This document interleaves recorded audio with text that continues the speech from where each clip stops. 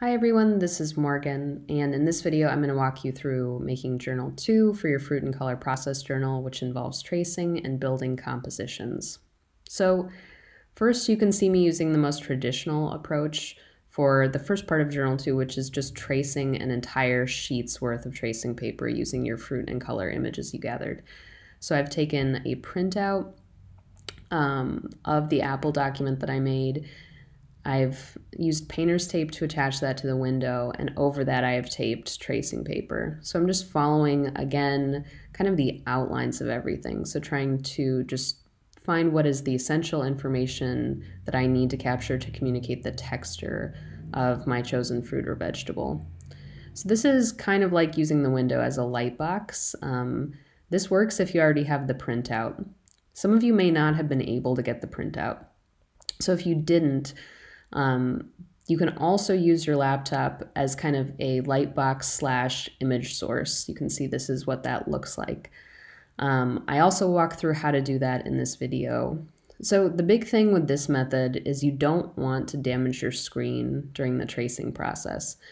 So I'm again using painter's tape to try to gently attach tracing paper over my screen. I've turned my screen brightness all the way up. I've opened my Journal 1 document in Photoshop and have set it to full screen, and it's viewing at 100%, so I get nice big versions of everything. So again, I picked a strawberry partially because it's a challenging fruit to do for this project.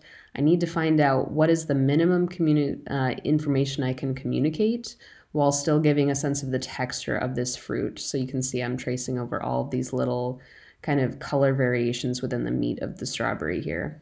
So you need to fill a whole sheet of tracing for the first part of Journal 2. I don't care if it's just one of your documents. I would honestly recommend that you pick what you think might be the most challenging images to translate into contour drawings. So that's what I've done here. I had to make 2 Photoshop documents for Journal 1.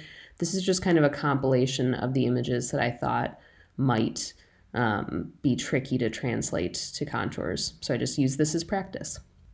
So the next part of the process involves building your first composition. You'll begin just by grabbing a piece of tracing paper and making a 7" by 7" frame. And once you've done this, you'll actually build compositions, again, just tracing using either a window or a computer screen. The big thing I want you to remember here is to remember to create the illusion of space. So a big part of this is going to involve remembering to create a foreground, a middle ground, and a background. There are a couple different ways that you can start to build your compositions. One is to actually use the sheet of tracing contours that you made. Sometimes this is easier for people because you've already simplified an image down to contours. So feel free to just trace over your tracing, as bizarre as that sounds. This is just using a window. The important thing is just, again, to add a foreground, middle ground, and background. I'd start by doing this with the same image at 3 different sizes. You should have that in your original document. And then from there, you'll build out to populate the whole composition and leave only about 15% negative space. So this is a pretty good example of what it should look like by the end. In the bottom right, I have larger foreground objects. In the middle, I have medium-sized middle ground objects. And in the top left, I have small background objects. I also want you to notice how overlapping helps create a sense of space here, where objects in the front that aren't overlapped look closer. So this is what your first composition should look like. By the end of Journal 2, you'll have 1 fully traced sheet with contours, and you'll also have 3 of these 7" by 7" compositions.